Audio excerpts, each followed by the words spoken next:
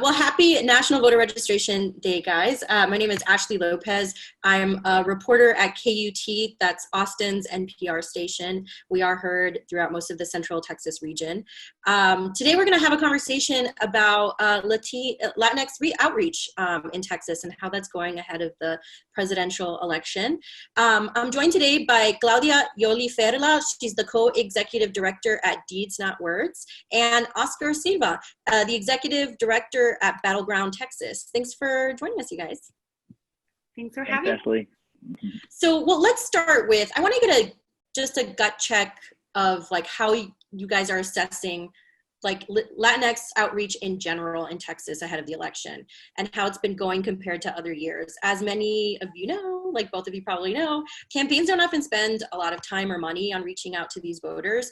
And I'm wondering if you think it's different this time around. I'll start with you, Claudia. Well, thanks so much, Ashley. I think it's such an important conversation given not only what we're going through as a country and as a world with the pandemic, but also in such an important year, which is our presidential election happening in November of 2020. I think many people like me, many people in our community believe that this is the election of our lifetimes.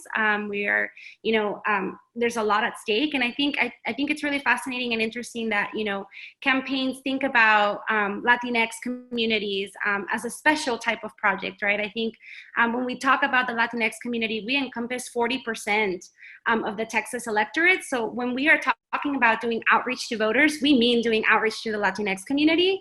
And so I think that this is going to be the year where we make our voices heard, where we show up in big numbers, and where we bring our families and friends to tell the real story of Texas. Oscar? Yeah, I mean exactly what Claudia hit. This year has been incredibly important. In the last 10 years, we've seen, not just in Texas, but nationally, and we know Texas sort of represents a microcosm for the electoral climate often within our state in the national scope. And so if you look at the growth of Latinx, our community in the entire country in the last 10 years, you've seen that the largest growth has actually happened in Texas. And so at the moment, as Claudia says, our share of Latinx voter relative to the entire voter population of every state, we are second only to New Mexico. And of course, in absolute numbers, we are the largest of the two. And when you look at that specifically, one of the things why it's so important that organizations here represented and also in Texas, so MOVE, Deeds, Battleground, you have Texas Freedom Network, you have just so many organizations that work in youth engagement, is because of that large share. The Latinx demographic is the youngest one. And so not only is our about 14, 16-year-olds the largest share of our Latinx growth, which means that we have people who are paying attention right now, who are going to become active voter or eligible voters and hopefully active voters soon. But the second to that is the newly eligible range, so the 18-year-olds, 22-year-olds, 24-year-olds. And so it is a critical time to make sure that we are empowering our Latinx community via our youth. Also because it's such an odd year, whereas before strategies had been employed and tested and some, true and some not so much. This year, everything has been turned on its head. We've had to just find how to organize in different ways, mostly virtually, mostly digitally. And we do know there's a gap in our Latinx community when it comes to a digital divide. And so being able to find the messenger in every household or neighborhood or just group that makes sense within the Latinx community has been incredibly critical. We are lucky that the largest growth does come from who is likely to be that person who's attached to digital strategy, which is the younger voter. And so it's a challenge that came with it, but also the fact that Latinx as a community is growing at a faster pace, but also it's our youth that's going the biggest. And so that is a strength in this scenario. I assume for like engagement work, like the big game is getting the attention of voters, and considering that COVID-19 has been particularly devastating to the Latinx community here in Texas, people are dealing with actual life and death issues as well as huge financial burdens. I wonder, has it been harder to mobilize on the front end, even just registering voters? Like I'm thinking early on in the pandemic, especially, like what kind of issues were kind of presented with this pandemic that no one saw coming when they were making their outreach plans months and months ago? Yeah, so I think COVID-19 shed a light on so many of the injustices and issues in our communities. especially those that are, you know, living in marginalized community, underrepresented communities, and diverse identities, right? I think that very specifically for us, an organization that works around gender equity, we saw how COVID-19 really shed a light on the amount of people that need access to healthcare, reproductive healthcare services as well. And so I think that, you know, COVID-19 has been an opportunity for us to really amplify these conversations, not only on the front of voter, you know, November 2020 and like being able to access the ballot box, the importance of being able to have things like vote by mail, online voter registration, but also other things, access to healthcare, access to reproductive healthcare services. And also, you know, as we talk about, you know, everything that's happening in the world, specifically here in the United States with Black Lives Matter, also talking about how COVID-19 has disproportionately affected people of color, Black and Indigenous people. And these are important issues that we need to continue to talk about post and after an election. And I think COVID-19 has provided an opportunity for us to do so online and accessible to different kinds of communities.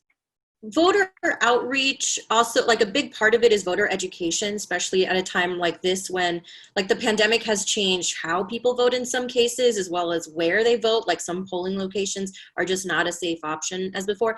I wonder how you think that aspect of voter engagement is going. Do you think particularly in the Latinx community, all these like communities are getting like enough information about, you know, what is like the legality of vote by mail, like what their options are and where they should vote and how they should make a voting plan? I'm wondering what you guys are seeing on the ground. Yeah, there definitely has been an effort, and just you know, it's let's cut some slack to everybody, because one of the things that's happened is that there hasn't been not even just consistency in leadership. I mean, and I'm talking about our government as far as guidance goes. But there hasn't even been a way to kind of expect or forecast what's going to happen in the next few months. And so a lot of the groups that do this kind of work very, very well have been having to change plans sometimes week to week and strategies week to week. In fact, you know, some groups were able to put people back on the ground and in 3 days to come back out and things like that because of the unfortunate lack of leadership when it comes to guidance and navigating as a state this pandemic. And so yes, there has been some, and I think most groups have kind of just been of the idea that, you know, the way we're operating today is how we're going to operate through the next, you know, several weeks that are left of the election.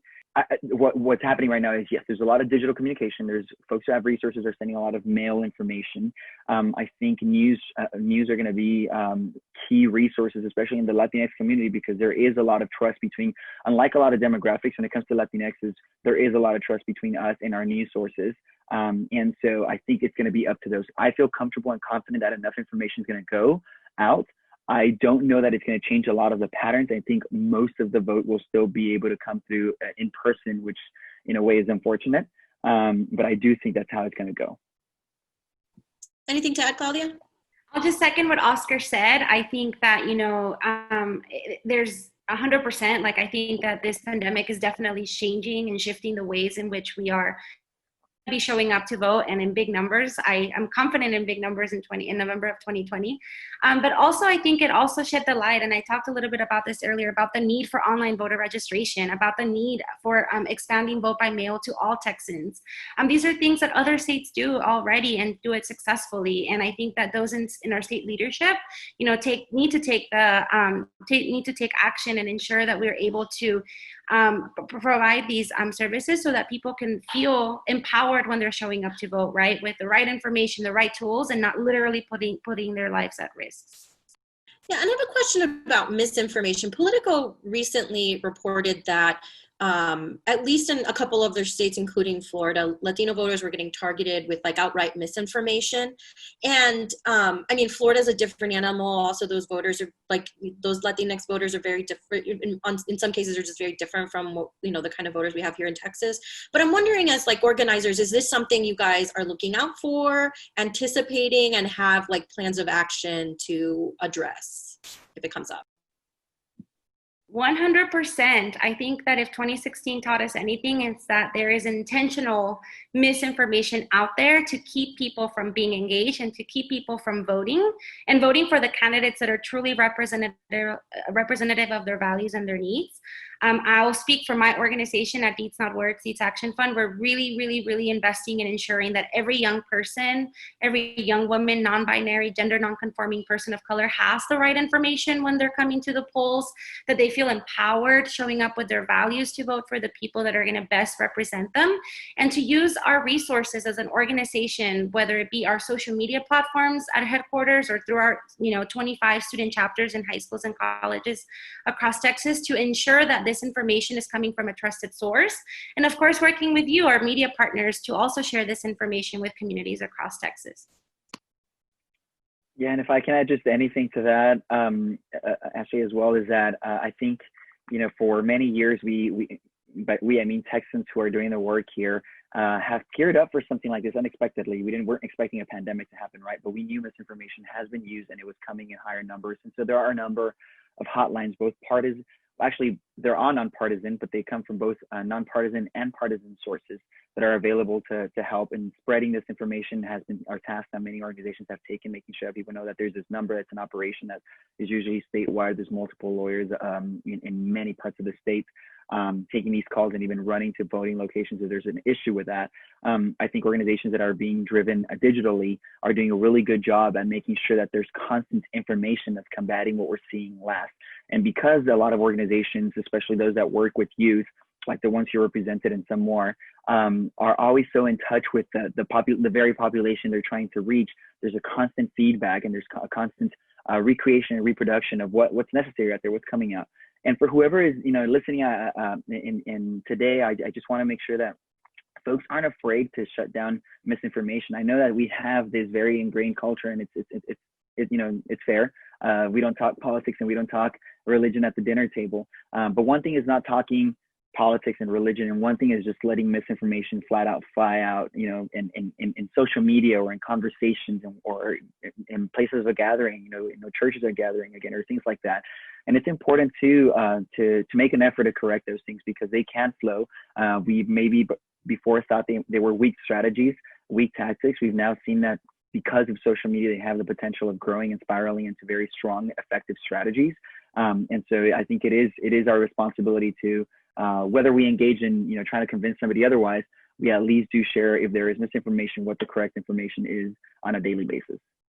I wonder what you both are hoping you see from either campaigns or groups like yourselves in those last few weeks that ensure that there's an engaged Latinx electorate here in Texas.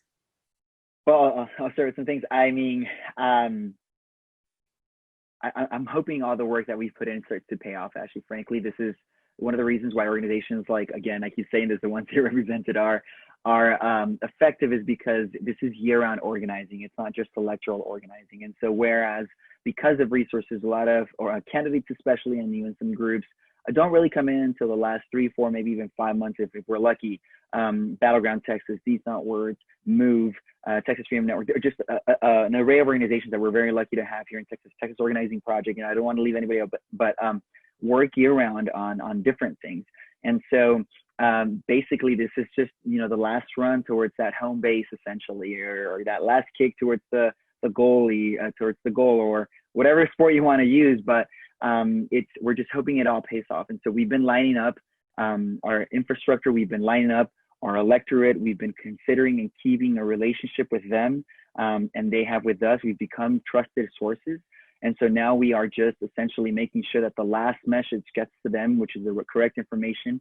We empower them with that information so that they can effectively cast their ballot, which is what we've been hoping for. And so again, in 2018, we saw the Latinx vote in Texas gain the most political power of any other ethnic group. I believe it ended at about 127% increase. Divide that with the youth, which increased 500%.